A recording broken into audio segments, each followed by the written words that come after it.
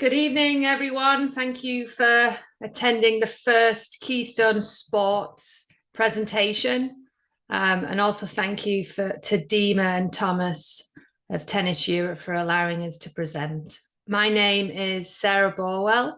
I'm originally from England, but thankfully went down the American University pathway and found myself at the University of Houston, where I graduated with a business degree before heading out onto the pro tour. I wasn't a top junior, but I felt that the pathway in America helped me develop. I gained confidence, and I ended up being on the tour for 10 years, reaching a high of 65, representing my country at Fed Cup, winning a bronze medal at the Commonwealth Games, and playing in every Grand Slam. So I'm incredibly passionate about this pathway. Here at Keystone Sports, we're also very different to the rest, as we not only place you in the right university setup for your tennis and your academics, but we also support you while you're in university. And we have a fantastic campus, which offers you a whole host of different tools and webinars to help your transition out of university. And this is a great video to kind of see what the Keystone campus is all about.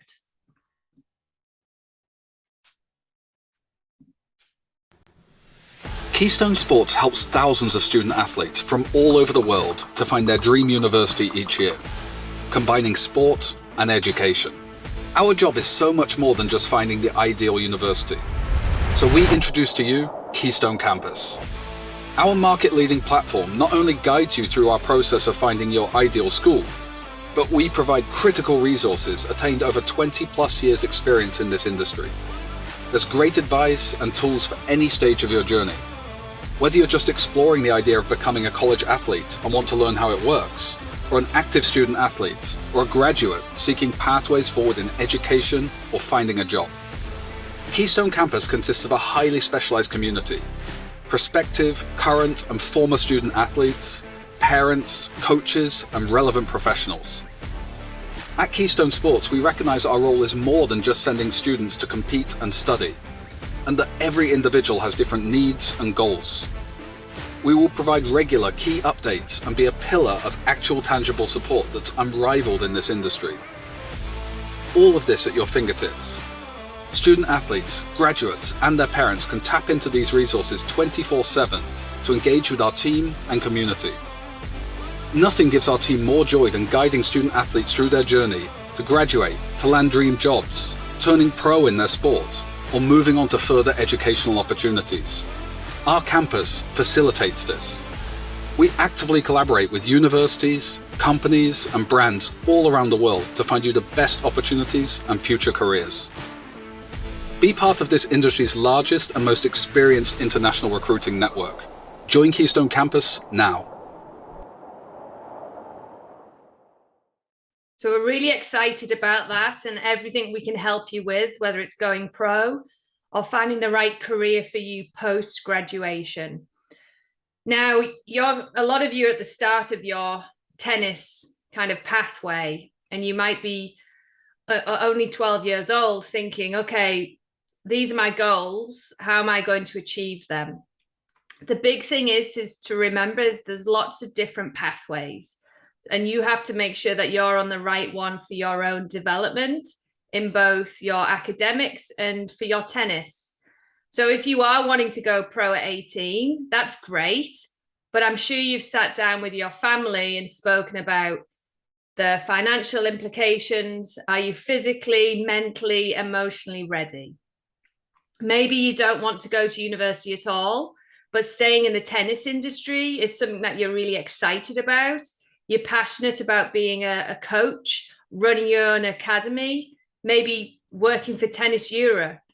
So there's loads of different pathways, but the one pathway we're going to talk to you about tonight is the American University pathway. And the next video is a really good glimpse into American University tennis and what it means to be part of a team.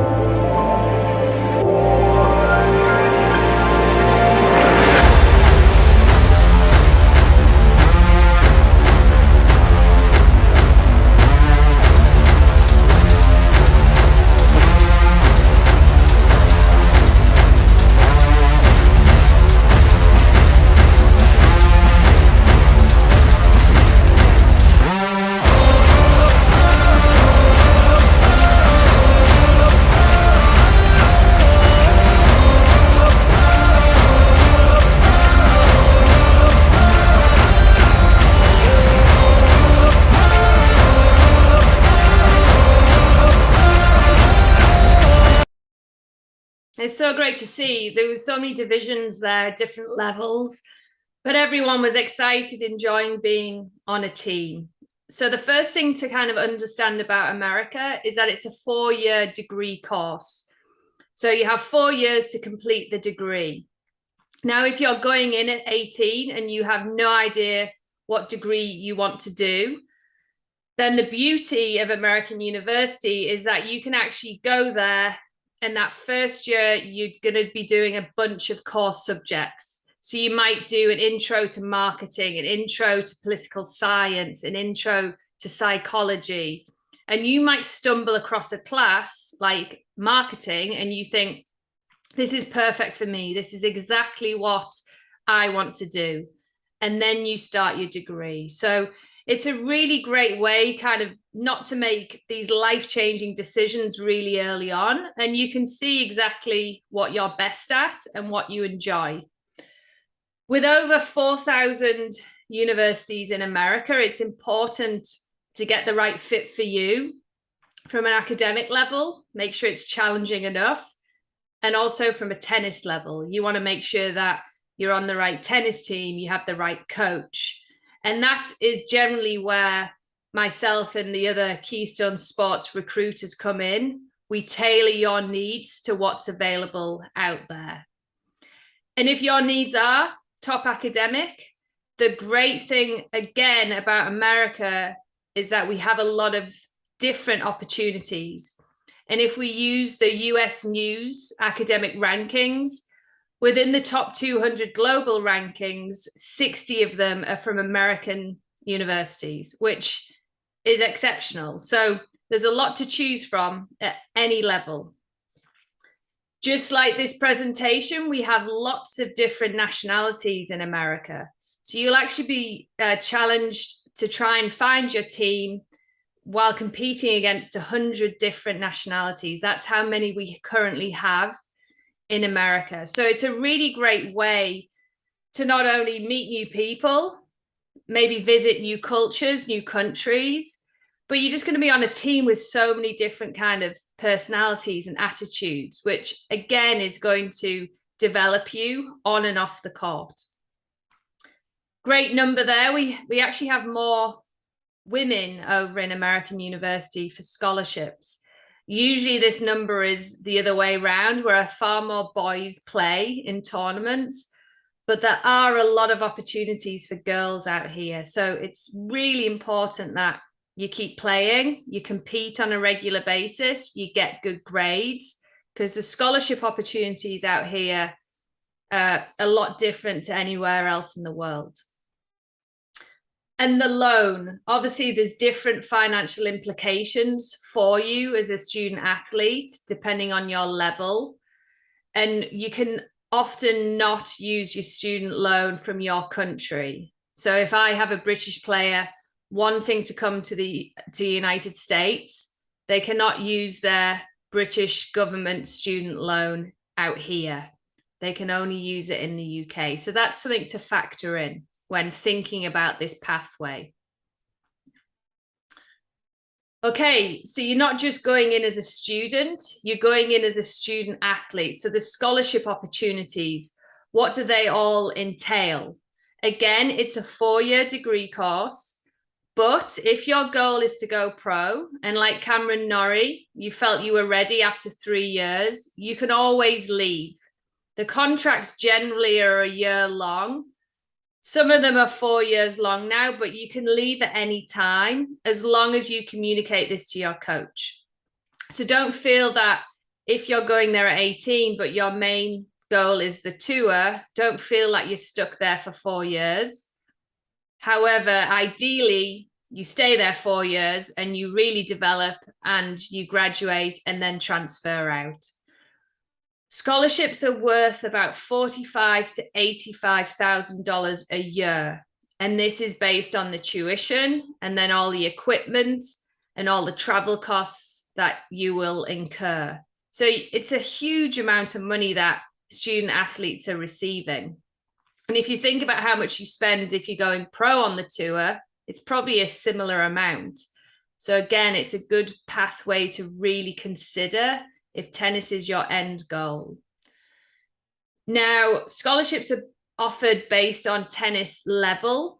So if you are lucky enough to get a full scholarship where everything's paid for, that means that the coach and the university will cover tuition, books, room and board, clothing, equipment, travel inside America, health insurance, 2 to 3 coaches, fitness trainers, nutritionists, psychologists, physios in case you have any issues with injuries or need to maybe get surgery or to see a doctor.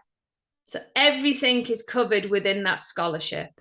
So it's a huge amount of money that a coach is kind of handing over to you simply based on your tennis ability. Now, on top of that, there are other opportunities to make more money on your scholarship. Depending on the university, you can have cost of attendance. That's based on where the university is located. The more expensive the location, the higher the cost of attendance.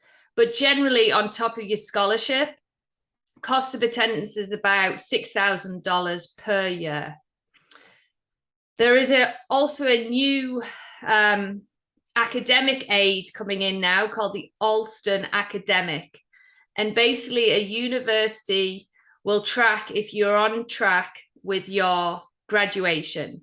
So if your grades are good and you're completing your classes on time and the pathway through for the 4 years you're on track with, they will then give you an extra $5,980. Universities are choosing how they're giving this out. It can be all separated down.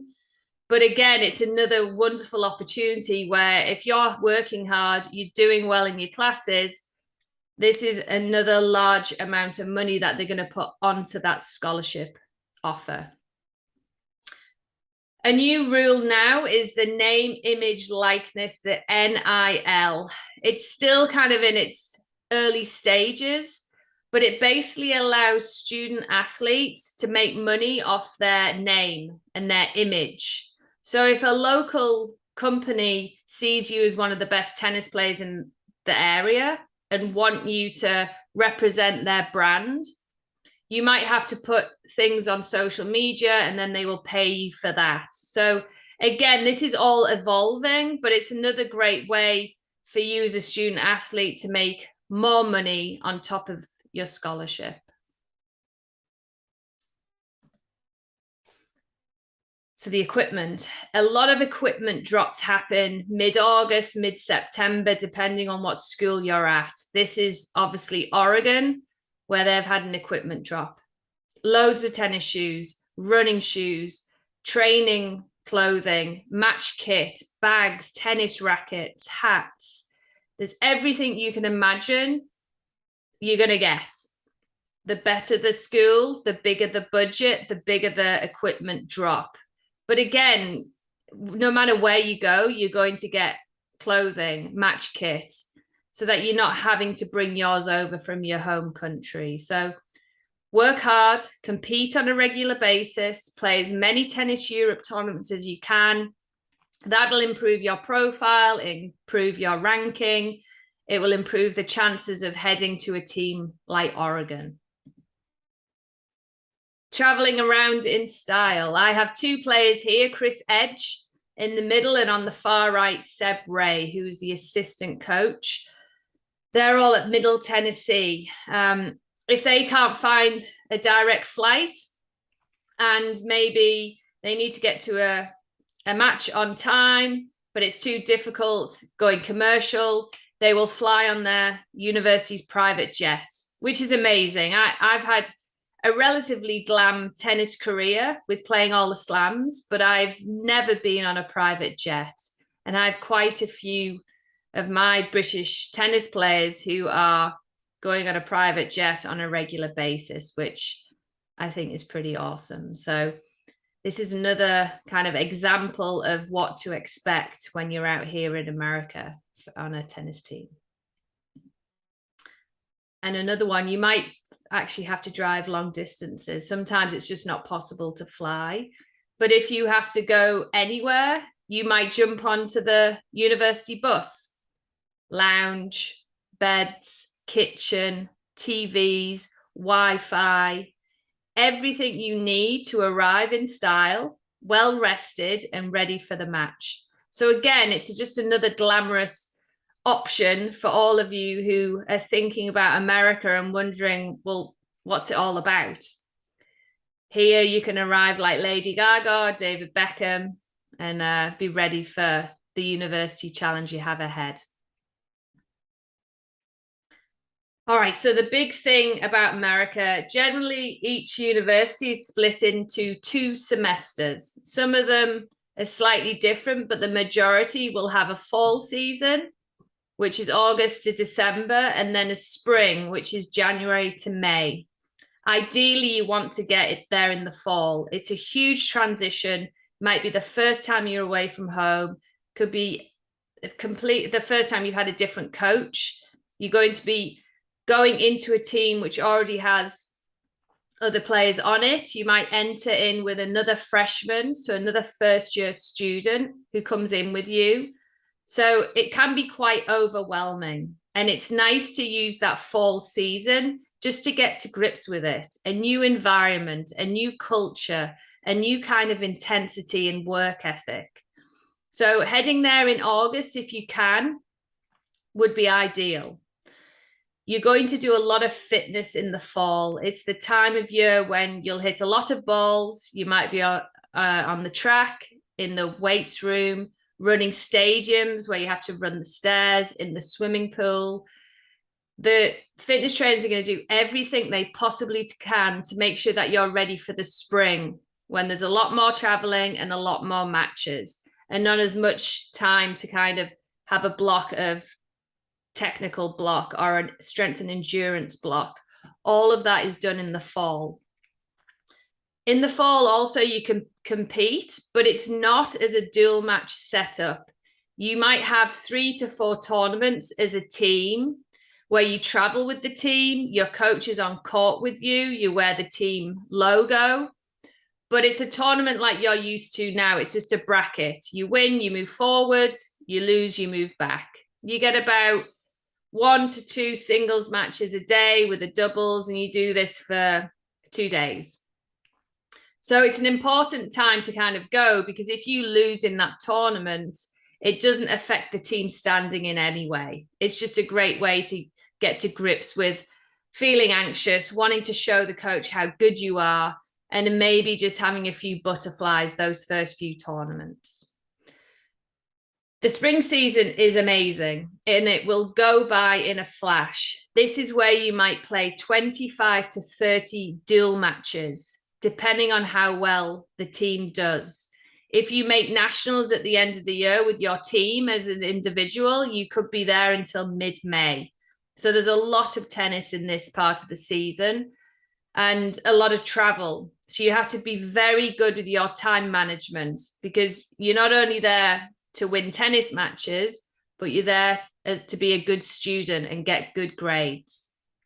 So let's say you're traveling one weekend and you might leave on the Thursday, which means leaving class, and you get on a flight and you turn up at Florida State University. When they start the dual match, you'll all warm up in the morning, loud music, then the national anthem, and then you'll all go on for 3 doubles matches. Doubles is only played to a set, but it's very, very important that you win that doubles point. So whichever team wins 2 doubles out of the 3 gets 1 point. And this just really helps you kind of your confidence, the mental edge you have going into singles. If as a team you've won the doubles. So if you're a doubles player, this is really important for you to kind of be good at, because you will really help the team get more wins. As soon as the doubles are over, the coach will bring you in. You'll have about 5 to 10 minutes with the coach. They'll talk through things. And then 6 singles matches will go on at the same time. Whichever team wins 4 singles matches wins the match. So you can imagine if you get that doubles point and you're going in knowing that you just need 3 singles matches, That's a huge edge. So the percentages of you maybe winning the match overall are quite high. As soon as the match is over, you'll stretch, warm down, see your trainer who might have traveled with you, head off to the restaurant or travel to the next match. And on the Saturday, you'll have an easy practice, maybe go to the beach, do something fun, because on the Sunday, you're going to do it all over again. And it might be against University of Florida, the Gators. Soon as it's over, you jump on a plane and you fly home. You might not get home till midnight, but you might have a class the next day at 8 a.m., which is tiring because you got to go to it. Academically, the coach is going to check your grades. Your academic advisor is going to check you're on track to graduate in 4 years. If your grades start to slip, the coach will say, are you okay? Like, do you need a bit of help? Do you want to get a tutor for that maths class that you're struggling with? Do you need to take a personal day? Because that grade is starting to slip down to the C, D range. Always communicate. If you are stressed, if you are struggling, I could not do maths. I always got a tutor to help me get through. Anytime you feel worried about a class, always speak up. There's so many people there to help you. If your grades do slip, it will start to concern the coach, because once your grades slip enough and you become ineligible, they then can't play you. So it's really important that you go to class, you ask for help, and you study hard, because it's just as important as being a good athlete as being a good student. You're allowed 20 hours of contact time with the coach. This includes meetings. So your day might start at 6 a.m. when you go into the training room to see the physio, get a massage, get warmed up, get taped. You then are on court 7 till 9:30. Jump off court, race to your class. You've got a snack. And then 2 hours of class. As soon as class is over, you then head back to the training facility where you might be in the gym with your fitness trainer on the track. You might have that for an hour and a half, and then you could have a class in the evening. You might head out to see the basketball team compete and support them, or the football or the baseball. So you're very, very busy. It's a very structured day, but you have all these people around you who are supporting you. And that's the bit that really is fantastic. All of these people wanting you to be a good student and to be a good athlete. Okay, so now let's have a look at the facilities. When you're heading over here, what should you expect?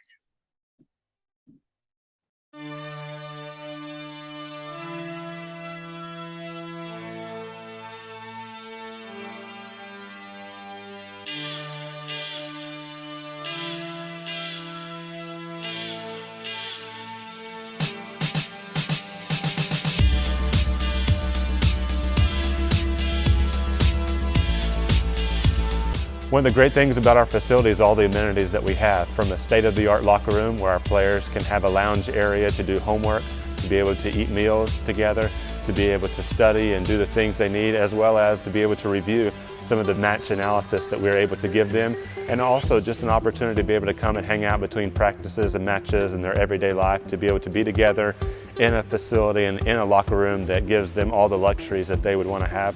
The great thing about our facilities is giving our fans a place to come and watch our teams compete in a beautiful setting. The fan support that we have is second to none. Our fan support just continues to grow, and it was seen on full display as we made a run to the 2016 National Championship match, where we set records along the way of fan support and fan attendance. Stillwater is such a great place to live. It's a great community, a great environment. People are genuine. That's the great thing about Oklahoma State and Oklahoma State tennis, is that we're a family, and our fan support in this community is a big part of making our tennis a home for our players. It's pretty amazing facilities. Now, no matter where you go, obviously the high-end ones, the big budgets, have facilities like that. But even if you go down all the way into D2, D3, you've got some fantastic facilities and opportunities. So again, just keep working hard with your tennis, competing, get good grades in the classroom, and you open up so many doors for yourself. Now, everything in America is bigger. The cars are bigger, the plates of food are bigger, the facilities are bigger. When I came over as a 17-year-old and visited, I'd never seen stadiums like it. Yes, I'd seen Premier League football, but not on a university campus. So right now I'm at the University of Maryland. I was at the University of Iowa, 80,000 seater football stadiums. So that's kind of the size of Wembley in England, and that's on your campus. A lot of the time, these stadiums are full every weekend with fans, whether the students, the student athletes, the local community, all coming to watch and cheer on your team, which means it's big business. This is on TV, and the money that generated through the TV rights trickles down into the other non-revenue sports. So like a soccer, a tennis, a golf, swimming. All of these teams have great facilities as well that you can utilize. So the rec center for students and athletes is incredible. You have everything you need to just go there if you need to kind of get away, be on the treadmill, jump in the swimming pool. There's something for everyone. And having gone to many college sports, the atmospheres are just insane. You go to a college football game, you know that there's 80,000 people there all cheering. It's on TV. It's a really good spectacle.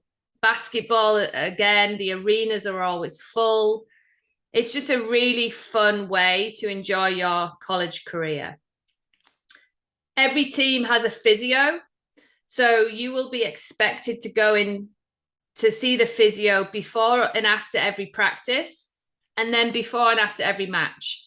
Whether you need to be taped, you need to get some ultrasound, get some stem, get a massage. They will expect you to go in as a professional tennis player would. You've got to make sure that you're maintaining your body, because when you do start playing, you're playing a lot, week in, week out, and traveling a lot. Like anywhere in life, you're going to get some amazing coaches, and you're going to get some coaches which really just don't connect with you, or they don't communicate to you in a way that you would like. It's really important to have that connection with the coach if you can. So you want to find a coach who's going to communicate to you in a way that you like. For me, I didn't particularly like a lot of shouting. I liked positive reinforcement. I like to be part of my development, understanding why I was doing certain things. You might be different, but getting a coach that you can work with for 4 years is really important to your happiness and your development on and off the court. I think one of the best things about America for me, and what gave me the confidence to go pro, were the people I was surrounded by. Like, I walked into University of Houston and I knew exactly whose footsteps I was following in. And to have someone like Carl Lewis, one of the greatest Olympians of all time, be a University of Houston student athlete, and see him around and about, or Fred Couples, or Nick Faldo, or Dan Rather, the reporter. You're just around some incredible people and you want to kind of emulate them. And also when you watch the Olympics now, every time the reporter might say, this swimmer goes to Stanford, or this track athlete is currently at Tennessee, that could be your roommate. So you might not have any goals of going pro, but if you're rooming with someone who isn't a top Olympian already at 20, it's only going to make you better. It's going to make you want to work hard, really determined to be successful in whatever walk of life you choose to go down, whatever career path you choose. And I think that's probably one of the greatest qualities of America, the people who are there and who are impacting your life on a daily basis. Okay, so for those of you who are dreaming of going pro and you're thinking, but this is a backward step, I want to go pro, I want to go on the tour. you've got to start on the tour when you're ready. And if it's not 18, that's okay. The stats and facts now are really bearing out. So we all knew this, but it's nice to show people, hey, look, at Wimbledon and US Open this year, we had 70 former college athletes competing in main draw. That's amazing. Keystone Sports alone had 6 in the main draw of senior Wimbledon. It's something that from 2011, when I retired, when I played my last Wimbledon, this was a goal I always had and always wondered, can I get one of my players to a slam? And this year I had 6, which is fantastic. We've had a Grand Slam champion come through our placement company. So to watch them evolve over college and then to come out and win a slam, again, it just makes us want to work harder to help more people do that. And you can see top 100 doubles right now, 34 went to college, 11 in singles. On the women's side, 2 in the top 100. This was 13 a few months back and 18 for doubles. There's some really good numbers. So don't feel pressurized to go pro at 18 if perhaps physically, mentally, emotionally, you're not ready, and financially, you don't have the money to pay for those initial steps. And how are there so many people on the tour who are at college? What's the benefit? Cameron Norrie is a great example. Turned pro after 3 seasons. Throughout his time at TCU, played about 45 pro matches each year. So in the summers or in the fall, he played pro tournaments. So he built up that ranking. Within the 3 seasons he played at TCU, he had 97 singles and 18 doubles matches. So if we look at what you play as a starting pro on the tour, it's normally about 50 to 60 singles matches, and Cameron got 80. So that's how you kind of develop, getting as many matches as you possibly can. And this isn't always possible on the tour, because if you lose first round, you're out and you have to go to the next tournament. So it's going to give you lots of matches, and it's going to act as a bridge over those lower level pro tournaments for when you're ready. So it's something good to kind of keep in mind when you're making decisions. Okay, next steps. It's always important to know the facts. And because this is such a short presentation, we couldn't delve into the academic standards or the athletic standards needed to get a scholarship. So if any of you are graduating in the next 3 years, please contact us. It's really important that we lay out a plan for all of you along the pathway. What grades are you getting in high school? What's your UTR? Or what's your ranking in your home country? Once we know these things, we can set you a plan and say, okay, these are the goals moving forward. This is what to expect. Let's start the process.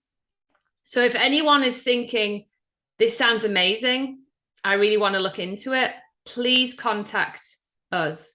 And you can get hold of me on info@tennissmart.net or Sandy Franz at Uni Experts. Both of us can help you.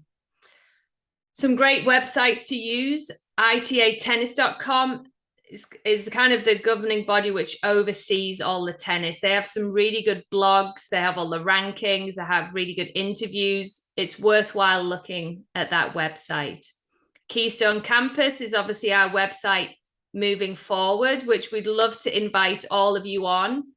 Loads of really good webinars, tools, tips, which can help you progress in your junior tennis career. And then UTR. As much as we have our nation's rankings, UTR is the go-to ranking system for the college coaches. So it's really important that we're all aware of what our UTR is and ways to make sure that UTR is on the rise as we start talking to coaches. So, all right, so a lot of information. I'm going to let you go now and we'll do a Q&A. But any questions you have which are private to you, please feel free to email me and we can set a plan out for both of you. So I look forward to hearing from all of you in due course.